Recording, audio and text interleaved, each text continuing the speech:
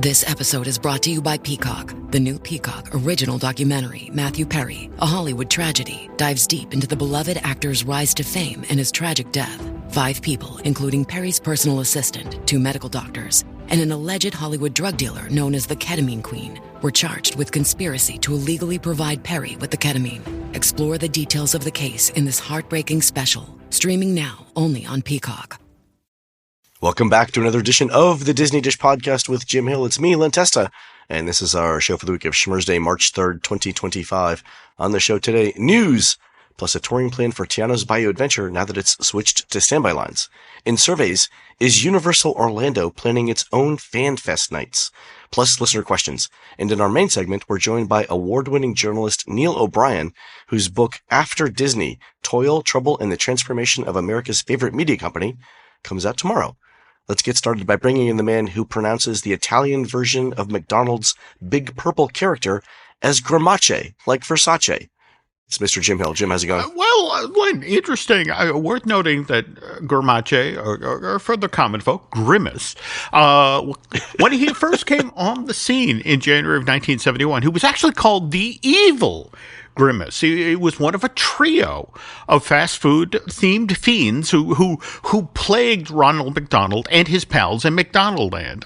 And you remember them, Len. There was the Hamburglar. He stole your Hamburglar. There we go. Yeah. We had Captain Crook, who was evidently obsessed with catching all the fillet of fish that swam in that sea that bordered McDonaldland. And then, of course, Evil Grimace, who, well, look, just wanted to stop people from drinking McDonald's shakes, because evidently he was actually made out of shakes. So I guess he was just avenging his brothers. There's a self-preservation aspect there. It's a deeper storyline than we're all used to. Okay. And speaking of deeper storylines, it's worth noting that Sid and Marty Krofft, these were the guys who made hit Saturday morning TV shows like H.R. Puff and stuff. They thought that the characters who lived and worked in McDonaldland looked very familiar. Maybe a little too familiar, Len? Yeah. Okay. Yeah, you can, now that you mention that, you can see there's some sort of like familial resemblance there, Oh, right? yes. And this is why in 1973, the Crofts actually took the McDonald's Corporation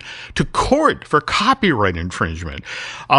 And by the time this trial was over, the Crofts had been awarded a more than $1 million settlement, Len. By the way, that's $6.5 million. In $1 McDonald's. There we go. Okay, all right. All right. Can we pay you in hamburgers? Okay. Speaking of which, part of this settlement, Mayor McCheese, whose overall look was a little too obvious lift of the design of H.R. Pufnstuff's title character. What's the way to put this, Len? He got sent to a farm upstate where he could run. And play, or perhaps get eaten by a toddler, in a Happy Meal. Really, they erased him like Stalin compatriots. Yeah, well, wow. What's the polite way of saying it, Len? He sleeps with the fillet of fishes. But anyway, long story short, again, the real name is, full name, Evil Grimace. So be careful when you drink those shakes, folks. I didn't realize there was that much of a complicated backstory. That's beautiful. What can I tell you? Pointless information, Len. I have a lot of it. Oh my God, it's great.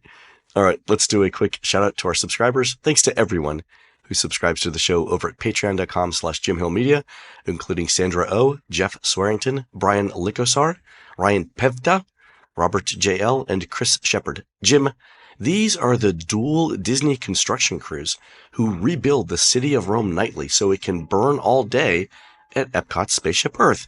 They say it takes 48 hours to create a version of the city that smolders in an historically accurate way, so 2 teams are needed.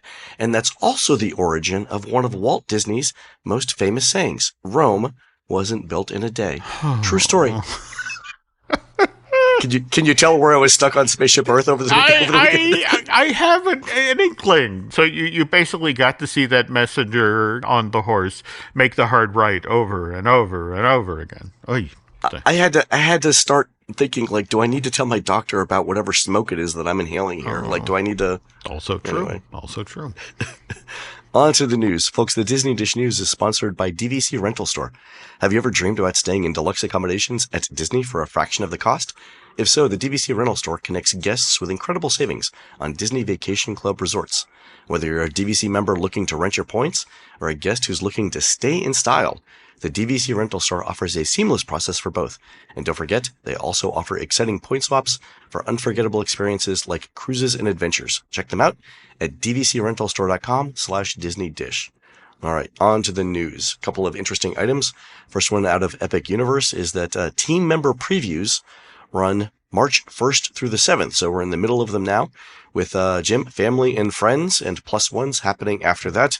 As a reminder to our Epic Universe team members, my middle name is +1, and I am a delightful companion in most social situations. Absolutely. So don't forget about your Uncle Len, okay? I'm Exactly. I'm just saying. So.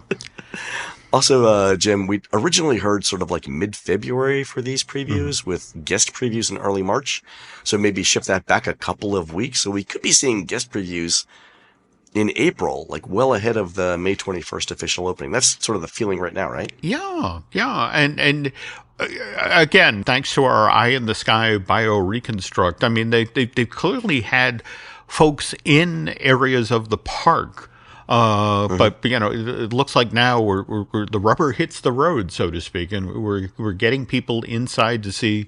All right, how does this handle real crowds as opposed to here's 5 of us standing here. How are we doing? Yeah, the 5 of us on this ride is great, but yeah, now if they can run it continuously under load, that'll be good to see. Cool. I don't expect Ministry of Magic to be open during the previews. My understanding is no, that's not open. No, but everything else should be. Did you see, though, just yesterday, Universal released, did some press in regard to the next generation of interactive wands? I did. I saw that. Yeah, and what's interesting is this next set of wands will have light effects and haptic effects. So when you do a spell, you will feel it in your hand. That's good because they'll provide feedback on whether you're doing it correctly too. There we go. But also, I guess that there's a bunch of new. Well, they're upgrading some of the interactive wand experiences and actually adding a bunch of them in Nocturne Alley over at Universal Studios Florida. So fascinating to see what people have to say about this. It was the upgrades that I thought was the most interesting part because we all expect new things to happen in Epic Universe, but for them to go back and say we're going to also do it in the existing locations at Islands of Adventure and Universal Studios Florida, that was also pretty neat. So good. Yeah, smart play. Mm-hmm. Also in Walt Disney World, Tiana's Bayou Adventure and Guardians of the Galaxy switched from virtual queues to standby last week. I'll talk more about Epcot and how we would handle that from a touring plans perspective next week. But we did test new Magic Kingdom touring plans for Tiana's using a standby line.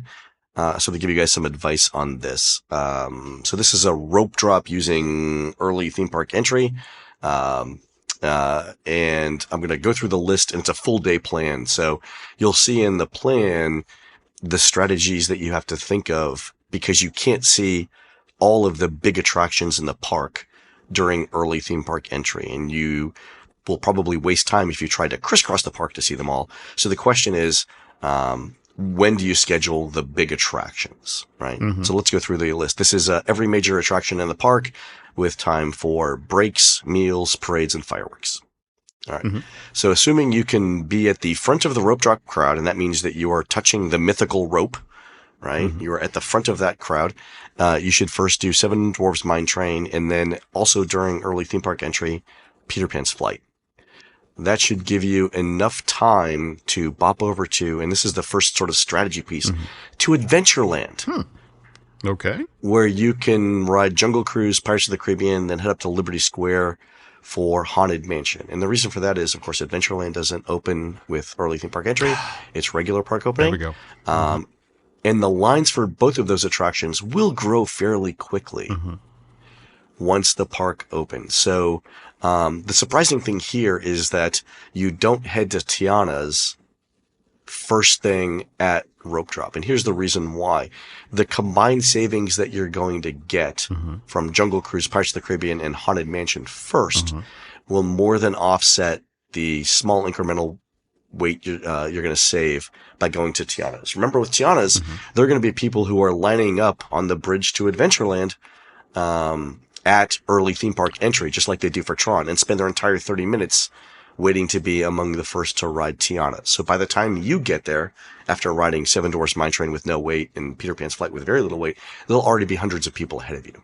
Excellent point. Right. So, yeah, so you're lucking in savings at Jungle Cruise Pirates and Haunted Mansion rather than getting a slightly lower weight at Tiana's, right? And this is sort of how the optimizer thinks. And then it's Space Mountain and Tron. And Tron is going to be your longest wait of the day. It's going to be like 70 minutes. Mm-hmm.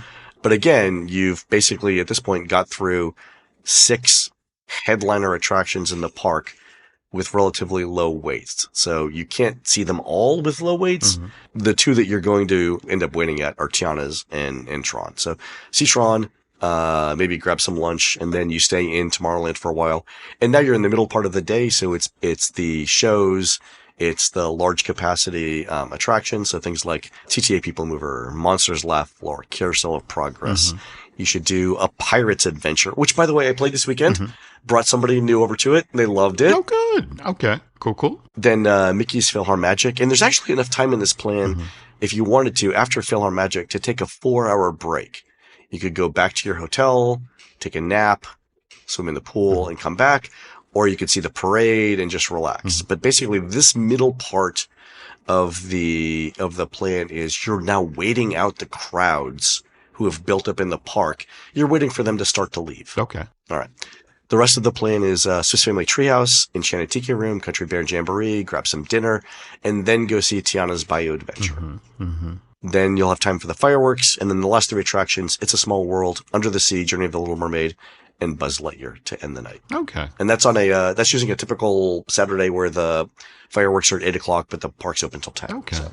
And correct me if I'm wrong, aren't there aspects of Fantasyland that temporarily get shut down for the fireworks, and then they have to do like a quick safety check after? There are. Okay. And so you have a couple of choices there. So it's not actually shut down. They'll rope off. Yeah, actually, it's a good point. So they'll rope off the area around the carousel towards the castle, which is why you want to see Mickey's PhilharMagic in the middle of the day, because you won't be able to see it also true. After the fireworks, which is built, and that's why Mickey's PhilharMagic is step 13 in the plan, not at the end of the night. Okay. No, that sounds solid. Don't get me wrong, I especially love the go back to the hotel and nap. Yeah, it was a key part of that, and even if you don't have kids, the adults need naps too. So. Absolutely. All right, on to surveys. Our friend Rob sends in a new Universal Orlando survey about fan festivals. And the questions go like this. Imagine that Universal Orlando Resort offered an after-hours fan event featuring worlds and fandoms from sci-fi, fantasy, gaming, and anime. This event could include immersive walkthrough experiences, photo opportunities, interactive experiences, entertainment, celebratory moments, themed food, exclusive merchandise, and more. How interested would you be in attending an event like this at Universal Orlando Resort?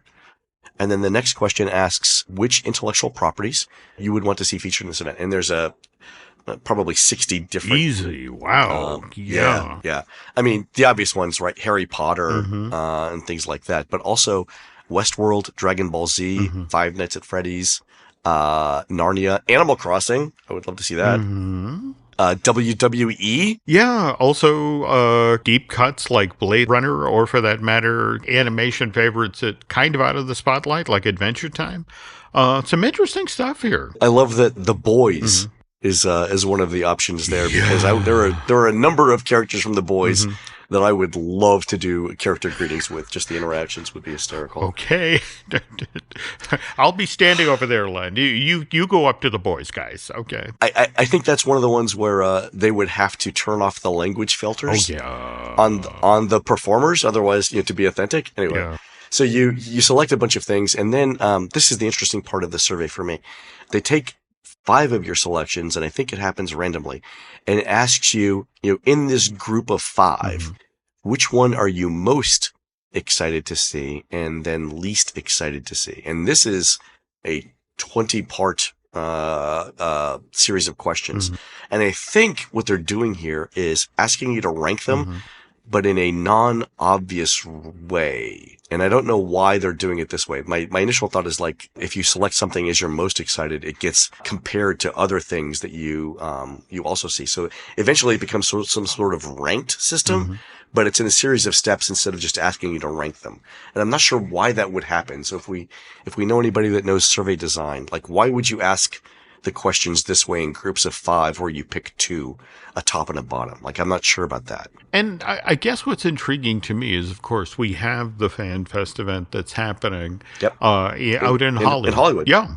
Yeah, you're going, right? I am. And it just, I guess what I'm intrigued by is, face it, when you think about Universal Studios Hollywood, it is kind of the Disneyland plan. 70% of the people coming are locals.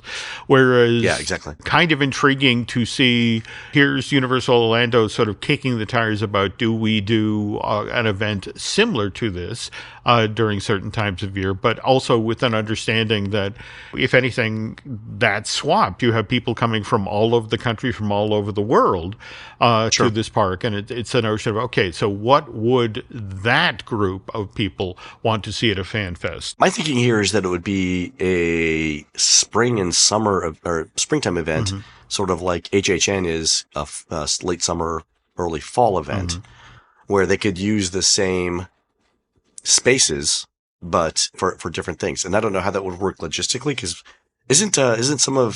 are some of the HHN houses is essentially being worked on all year long? Yeah, and what's so funny is, just like there is nothing more permanent than a temporary attraction at Disney, there are so many, we're just putting up this tent backstage here at Universal, and you'll be able to park your parade floats here again in no time. And it's like... in no time, exactly. This is just one summer. There we go. Yeah, okay.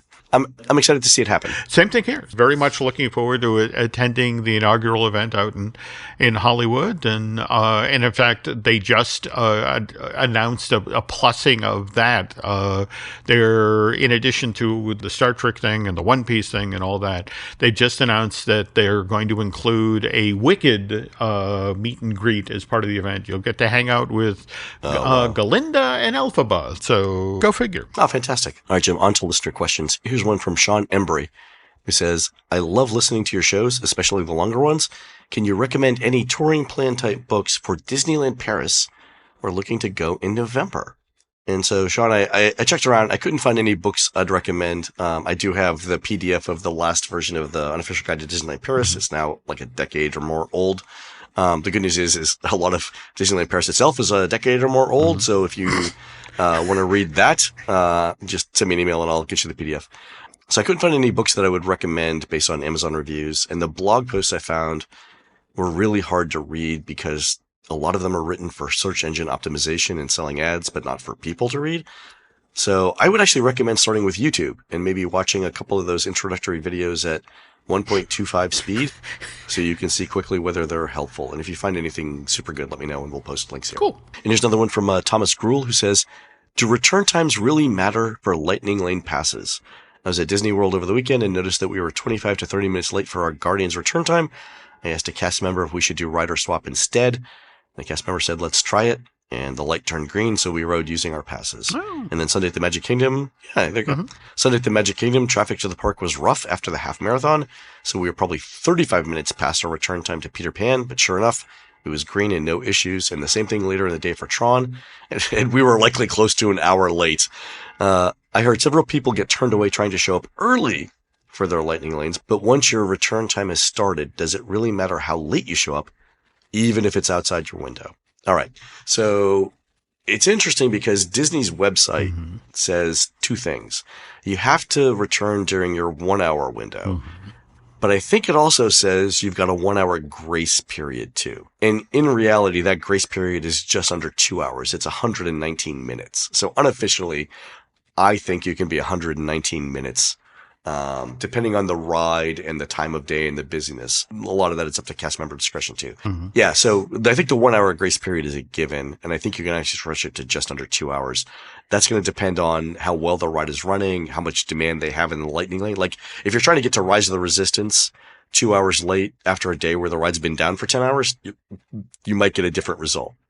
but in general, 119 minutes. But Jim, the interesting thing here is, and you and I talked about this last summer, it's the interesting thing here is the effect that this policy has on standby when lots of people take advantage of the flexibility. And you and I noted on an earlier show that it happens at Peter Pan's flight in the Magic Kingdom immediately following the afternoon parade. True. So families line up like a half an hour before the parade, even though they have, and the parade takes 20 minutes. So basically, there are a lot of families whose entire return time window, the official return time window for their Peter Pan's flight lightning lane, are smothered by the afternoon parade. But because Disney lets them use the expired lightning lanes, they show up immediately after the parade. So now you've got the people with expired lightning lanes. You've got the people who have valid lightning lanes, and they're all in Peter Pan's flight. And so what it does is it rapidly increases the standby wait for everybody at Peter Pan's flight. So that's the side effect of this flexible lightning lane return window. And I kind of see, I definitely see the need for a flexible window. You've paid money for it. No, absolutely. Things happen, right? But the side effect is this. And Jim, I think we noted on the show too, the other interesting thing is this. At Peter Pan's flight, when this policy is in effect of accepting any expired lightning lane, they actually don't let the standby guests out into the merge point. They actually hold them in the middle of the queue where they can't see the line. No, absolutely. So they don't see all the lightning lane people going by them. Yeah, and you just have to feel for the cast member that handles that. And again, it's Florida. It's hot. And more to the point, it's just after the parade, so people who are there in line have been in the park for hours at this point. Yes, and they just sat out in the sun, and I get it. I understand. Yeah.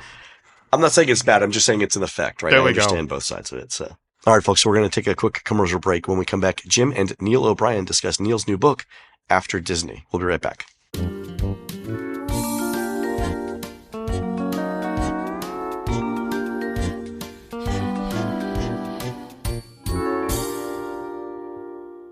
Yeah, I did it again.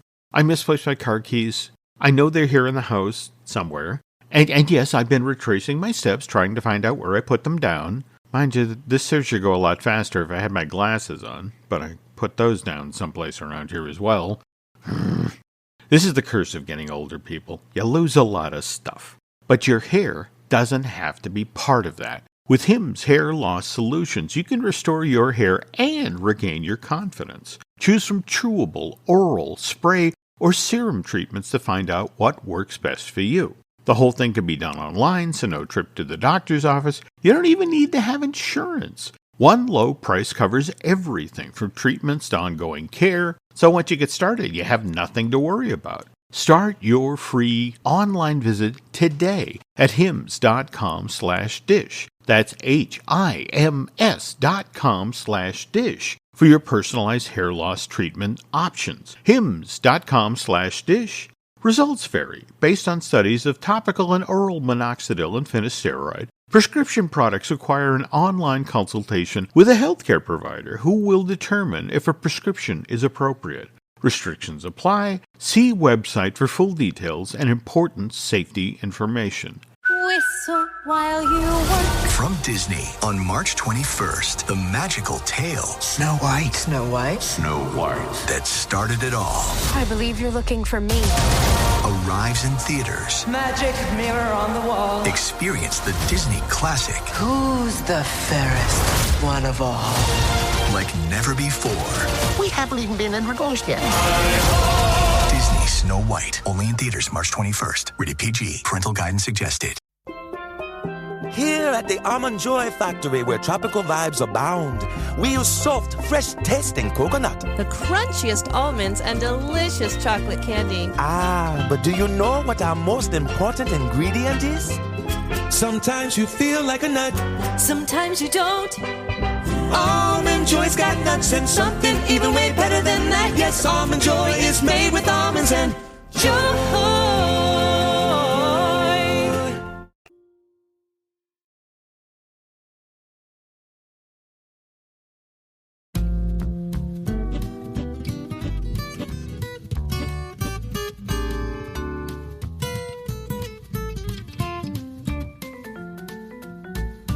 And we're back. Okay, folks, just a quick note before we get started here. I know you were expecting that we were going to continue the Fort Wilderness series, which is now in its 35th installment. Am I correct, Glenn? It's the increasingly inaccurately named 3-part or 7-part trilogy. There we go. Okay. We will continue that next week. In fact, bring it to a close next week. I promise. But this week we've got something really special. I think you're going to enjoy, and it involves the most underreported period in Disney company history. That stretch between when Walt died in December of 1966, right up until when Michael Eisner became the company's new CEO in September of '84, and it's ironic because there are so many huge things, Len, that happened during this span of time. I mean, there was the opening of Walt Disney World, the launch of the Disney Channel, construction of both Epcot Center and Tokyo Disneyland, not to mention the debut of Touchstone Pictures and Walt Disney Studios Home Entertainment, stuff that literally changed the Disney company forever. And kind of interesting, we've gone inside of the past 6 months from this being a very underreported period to we actually got 2 books. We got Steven Anderson's Disney in Between, The Lost Years. That was published by Old Mill Press back in September of last year. Now, that primarily views this specific period from inside the studio. Yeah. But I love the title In Between, because that's the in-betweeners. Very clever. Okay, but then, in fact, tomorrow, hitting store shelves is After Disney, Toil, Trouble, and the Transformation of America's Favorite Media Company. This comes from Post Hill Press. No relation. Distributed by Simon & Schuster, by the way.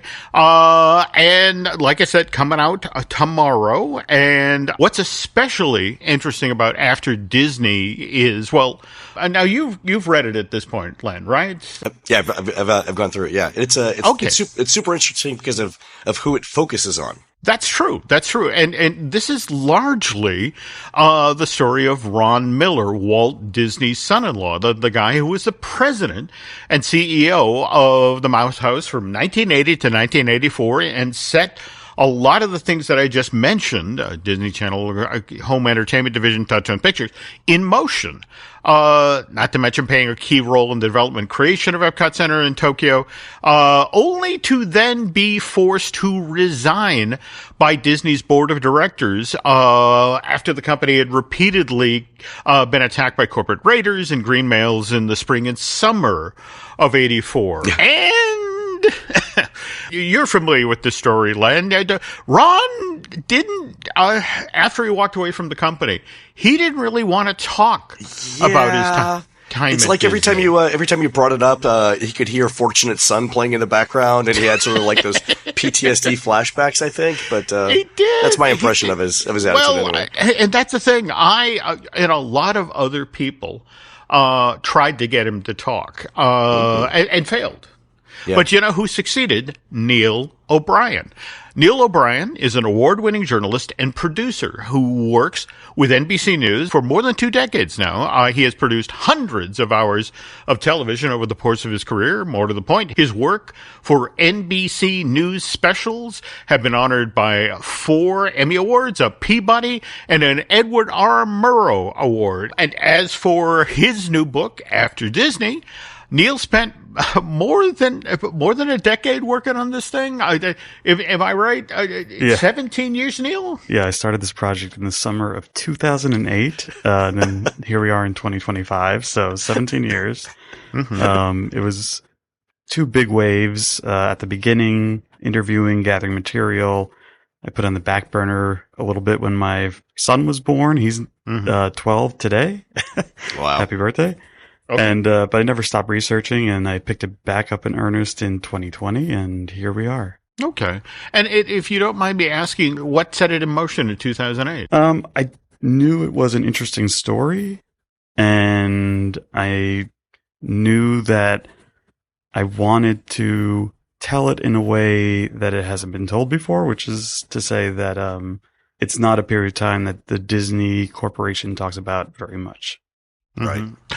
No, that is very, very much true. It's sort of like the dark ages of the company. I mean, we know Walt, we know Cardwalker, we know Eisner in detail, and everybody beyond it. But man, how did you? So you eventually you talked to Ron Miller, right? Yeah. And how do you approach that? Well, at the time the museum was new, and I reached out to the museum and I requested an interview, and he granted it. I think, at the time I asked specifically to speak about the production of the Black Cauldron, but that does span most of his career post Walt, and he agreed to speak with me. And he did not grant very many interviews in his lifetime. I have since gone back and tried to find every one I could.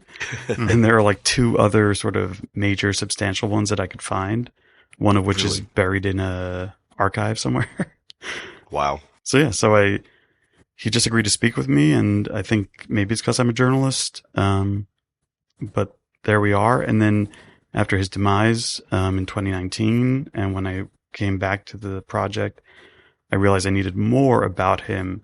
So then I also had to convince his family, and eventually his son, Walter Disney Miller, agreed to participate in my book, which just helped round out Ron's story. So Jim, you also tried to interview Ron, right? I did, but I did not have the advantage that Mr. O'Brien had. In fact, we were talking about this. Actual credentials?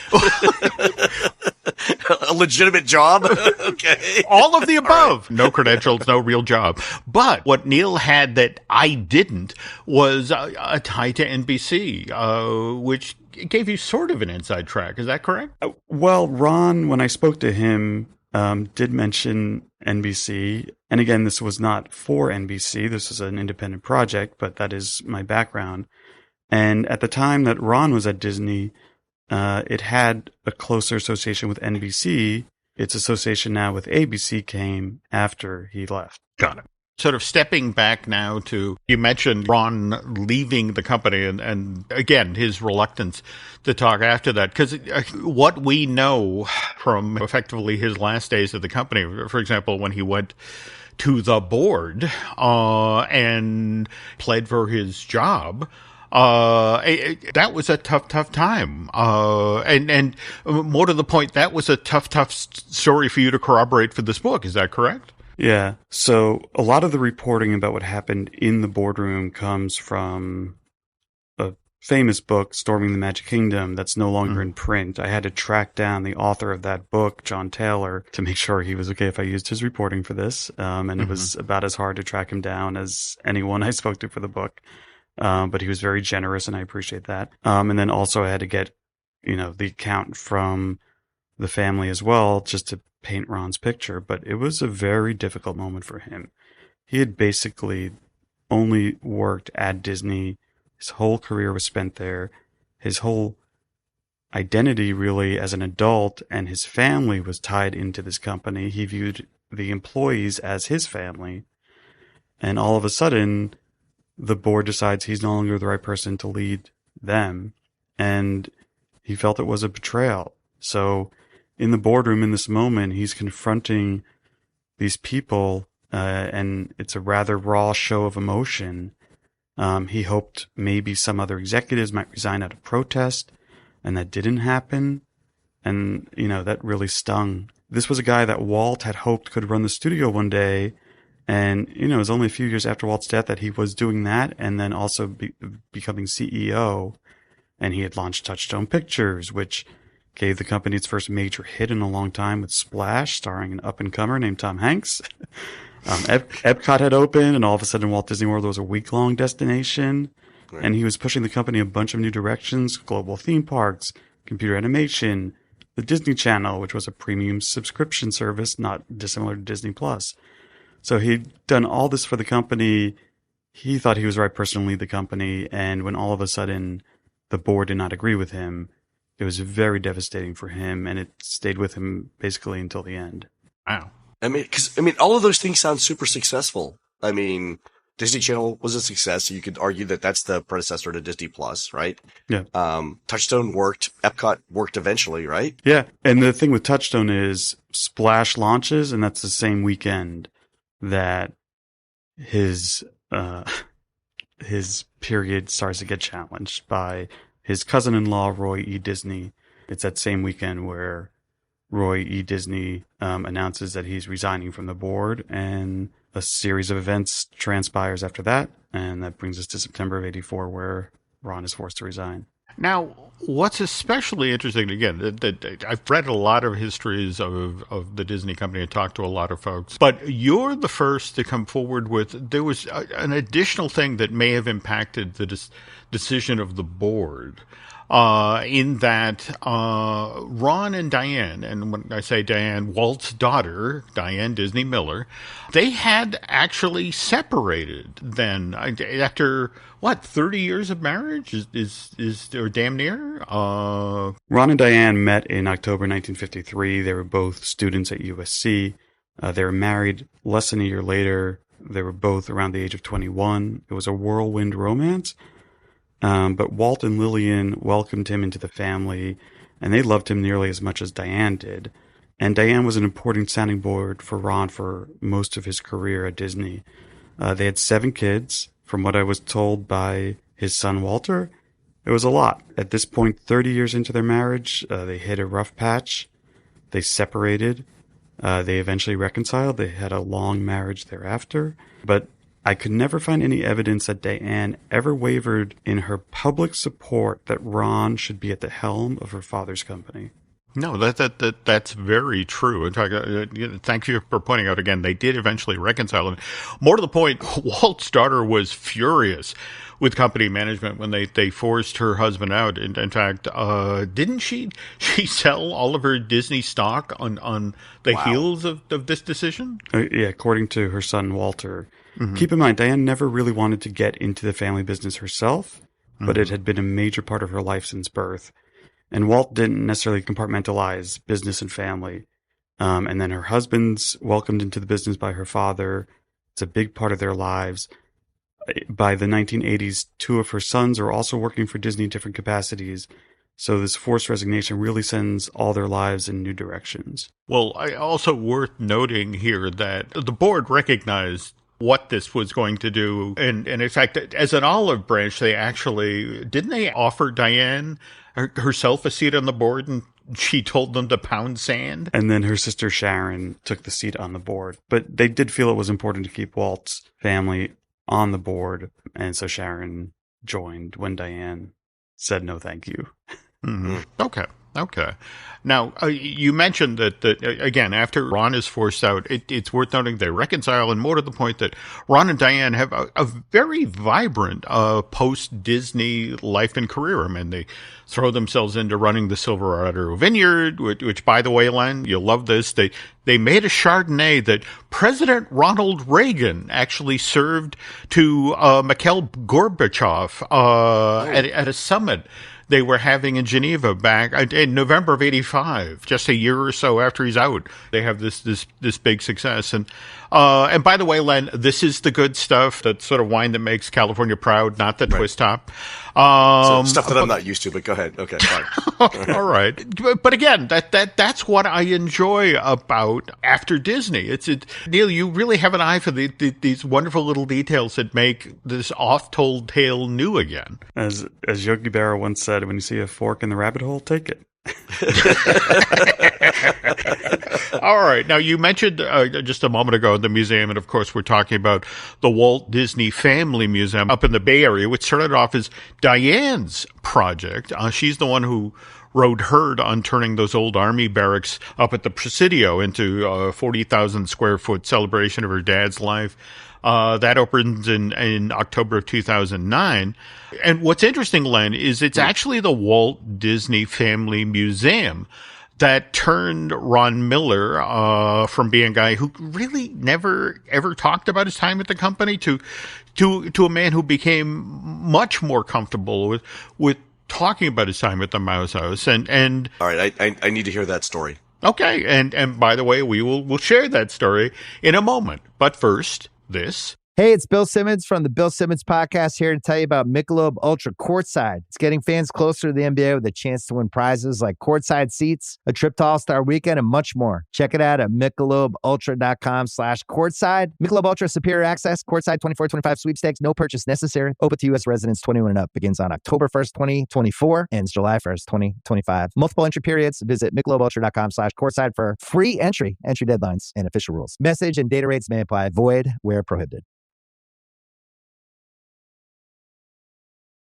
And we're back. All right, go ahead. Okay. And look, given that Disney Dish is largely a podcast that talks about the Disney parks, I thought, Len, you'd appreciate hearing this story from Neil about what really compelled Walt Disney to develop Epcot, the city, not the theme park, which as Mr. O'Brien recounts in his great new book, After Disney, actually had a lot to do with a vacant lot in Diane and Ron Miller's old neighborhood. All right, Neil, before you say this, I'm a huge fan of not only Epcot, the city. I also live in Celebration, Florida, and I'm recording from there now. So super excited to hear this part of it. Go ahead. So Walt would drive to visit his family, Ron and Diane, and in their neighborhood near Ventura Boulevard, there was a vacant lot that was not too far from the home. And it was littered with debris, and it bothered Walt. And he thought about it a lot. And so when he's coming up with this idea for this utopian city, this vacant lot played into his imagination as something he did not want to see. So Diane would later say that Walt saw no reason why things shouldn't be maintained at the most attractive level and be functional. So I like to think Epcot was more than just a utopian city for the masses, but really stems from Walt wanting to make a better life for his family. Oh yeah, I mean these in the Buzz Price archives at the University of Central Florida, they have all of the master planning documents for Epcot the city, and it talks about things like pneumatic trash chutes underneath every house, electric cars, the dome above the city for climate control. I mean some really crazy stuff, but a lot of it is things that you can see would facilitate living in a densely packed urban environment like Epcot the city. Like it makes sense from a systemic perspective. Mm-hmm. All true. And by the way, that material, folks, not just in the Buzz Price archive. You can actually see a lot of Walt's original plans for Epcot the city when you visit the Walt Disney Family Museum up in the Presidio. And speaking of which, we were just talking about how the museum played a role in Ron effectively coming out of his post-Disney shell. Again, going from this guy who really never wanted to talk about his time at Disney to someone who was finally willing to share stories. And again, as we mentioned, 30-year career at Disney. And in fact, what I love, Len, is one of his very first jobs Walt gave him he was the guy who was running the plans and the blueprints up to the Disneyland worksite in 54. In fact, I think you uncovered this, Neil. He was Disneyland employee number 6 and Walt was number 1. So, obviously Walt welcomes Ron to the company, but after a little bit, he joins the Army, and then ends up at the LA Rams. And Walt comes to see him play a couple of times, and seemingly every time Walt's there, Ron gets beat up pretty bad. To the point where Walt says, "Why don't you come work for me so you don't die on the field and I have to raise your kids?" So he welcomes Ron into the company, and Walt really mentors him. Every morning, they're on the lot together, and cars pull up, an employee comes out, and Walt tells Ron who they are and what they do at the studio, which is kind of mind-boggling to think of a time where the head of a company knows every single employee who comes through and what they're doing and can explain that to someone that they're mentoring. So Ron starts off as an associate director on Old Yeller and Zorro, and then one day he has to direct Walt for an intro for the Sunday show. And Ron, now, taking the reins as the director, he decides he's going to change the blocking and keep Walt seated at the desk instead of moving him around the set that's meant to replicate Walt's office. And everything seemingly goes wrong. Walt comes in and he says, "I don't want to be just at the desk. I want to move to the bookshelves." And Ron hasn't lit that other position, so they have to then stand down and rework the lighting. And by the time they start filming again, a truck drives by the soundstage and you can hear it. So they have to stand down again. And then the teleprompter goes out and Walt is visibly frustrated. And Ron called it the most frustrating, spooky day of his life. And that's the last time he ever directed his father-in-law. And after that, Walt encourages to become a producer instead of a director. But in fairness, Walt and the studio tended to value producers more than directors anyway. So it's really to help build his career. Got it. And as a producer, or associate producer, then executive producer, ends up working on Disney, very successful Disney films like Son of Flubber, That Darn Cat, Pete's Dragon, and Tron. Ron Miller worked on Tron? He was a big part of Tron, Really? and that's what gets Disney into computer animation. Wow. For sure. Okay. All right. Yeah. And it's also at a time where they're trying to bring back the film audience, which has largely become a teenage young adult audience, and Tron is their inroad into trying to break through. And later this year, we'll see the third part of the Tron trilogy. Yes, and they're hoping the third time is the Third charm. time's the charm. Yeah. I still haven't seen the first two. Yeah, all right. You've lived a good life, Glenn. Yeah, no, exactly.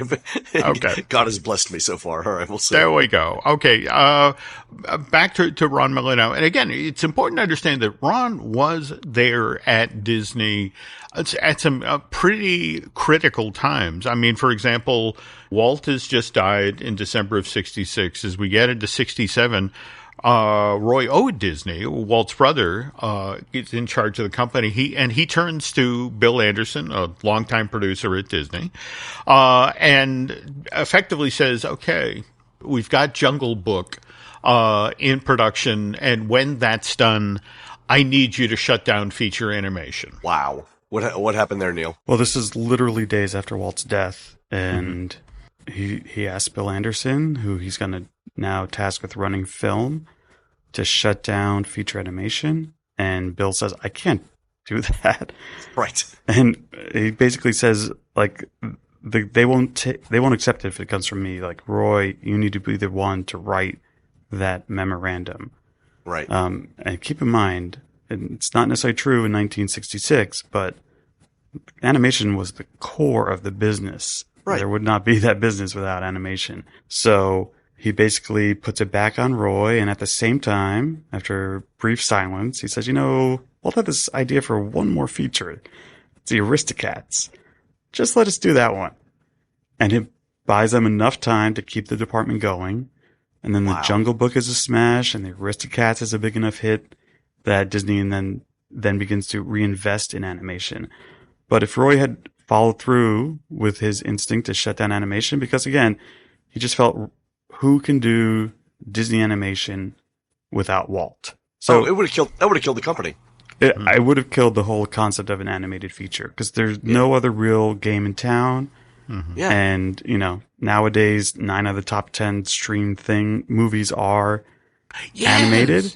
Yes. But at this time, if Disney had gone away, we wouldn't have Disney animation, we wouldn't have Pixar, wouldn't have DreamWorks, and all the films that have come out of that, Moana, Lion King, Little Mermaid. So Bill Anderson... I've never heard this story before. This is amazing. Yeah. Bill Anderson, the Aristocats, surprisingly important in the history of entertainment. Wow. By the way, if you are an animation history buff, you are going to love After Disney, because Neil, oddly enough, has put together perhaps the most thorough retelling of the production of the Black Cauldron I've ever read. I mean, you have info in this book about how, for example, Ron was actually planning on building an attraction at one of the Disney theme parks that was supposed to be themed around the Black Cauldron, a boat ride, right? Yeah, so I grew up in the 1980s and 90s, so my first memory of hearing the word synergy was in relation to Michael Eisner. Sure, all of us. Like all of us. But in fact, it was Ron who I found who talked about a synergism strategy, and it was going to be based around the Black Cauldron. So Cauldron would be this tentpole around which to launch a strategy. So, he'd been working on this for 17 years. He had high hopes for this. I know the Black Cauldron doesn't have a great reputation today. Oh, but Yeah, a lot of people love that. Go ahead. A lot of people love that movie. I mean, I've spent 17 years writing about it, so I'm fond of it myself. But a new animated film like Cauldron could increase sales for Walt Disney Home Video. And remember, it's 1984, and Disney's just starting to put out movies on VHS. Right. He also thinks Cauldron could increase subscriptions to the Disney Channel, which again was a premium service like HBO back then. And beyond the usual merch like books and toys, he also wanted to do a video game, which did happen. Sure. And a ride, which did not happen, although Tokyo Disneyland did eventually incorporate Cauldron into the Castle Mystery Tour. They did. They did. But there was a concept for a Cauldron ride. I had never actually seen it until Mr. Hill showed it to me. It was supposed to be a boat ride similar to the boat used by the heroes of the film as they try to flee the Horn King's castle after the film's climax. So all of this was part of a major strategy by Ron that the same way now we see whether it's Frozen or Nemo or Mermaid everywhere in the parks and everywhere, all different rides and everything. That was going to be the Black Cauldron. Oh, and by the way, just literally in the last week to 10 days, somebody shared with me, some of the stuff that Ron set in motion actually did happen. And so, for example, in the parks, they had walk-around characters of Taurin, Halloween, but also rubber heads for Gurgi, the cute little animal thing that John Biner did the voice for. And only just in the last week to 10 days, somebody found me a photo of the walk-around for Creeper, the sidekick for the Horn King. In fact, they have him posed up in, I want to say, Cinderella Castle. I never saw this in the park. Never. Near as I know, they brought him out for the one photo session. Everyone like, oh, that's hideous. Never bring that out again. Yeah, let's never do this again. Yeah. Let's never do this If you have the photo, I'll put it in the show notes. Okay, I will chase that down. All right. Seriously, folks, After Disney is so much fun to read. And more to the point, all of the work that Neil put in, 17 years worth of research. And again, it's a new take on an oft-told tale. And what I really like about it is so much of the stuff that Michael Eisner gets the credit for we've talked about this, turning Disney around, taking Disney from being dead last among the 8 major studios in Hollywood to now becoming the powerhouse we know today. Well, Neil points out that a lot of the stuff that Eisner gets credit for, Ron Miller actually set in motion back in the day. And you can learn about this by picking up a copy of After Disney, Toil, Trouble, and the Transformation of America's Favorite Media Company, which again comes out from Post Hill Press tomorrow, March 4th, 2025. Beyond that, thanks so much, Neil, for coming on the show today. And more to the point, thanks for doing such a nice job with this book, which really does shines a spotlight on this little-known time in Disney company history. Thank you, Jim. Thank you, Len. Yeah, this was great, Neil. I learned 2 new things today, so that's awesome. I'm looking forward to your book release. Thank you. And that's going to do it for our show today. You can help support our show by subscribing over at patreon.com/JimHillMedia, where we're posting exclusive shows every week. Our latest video is with Imagineer Jim Scholl on the history of Tom Sawyer Island and the rivers of America, with cave exploration video from Disney Dish spelunker Christina Harrison. On next week's show, Jim finishes up the history and future of Disney's Reflections, a Lakeside Lodge, including new concept art. You can find more of Jim at jimhillmedia.com and more of me, Len, at touringplans.com. And Neil, where can people find more of you? Sure. So we have a website, after-disney.com, on Instagram at AfterDisneyBook, one word. And you could buy the book on Amazon, Barnes & Noble, or wherever you buy books. Fantastic. Thanks so much. And we're produced spectacularly by Eric Hersey and David Gray, who'll be defending their parallel parking world championship at the 2025 Spring Fling Yard Sale and Truck Rodeo on Saturday, April 5th, 2025 at the Blue Jay Recreation Center. That's on Indian Woods Road in beautiful downtown Windsor, North Carolina. While Eric and David are doing that, please go onto iTunes and rate our show and tell us what you'd like to hear next. For Jim, this is Len. We'll see you guys on the next show.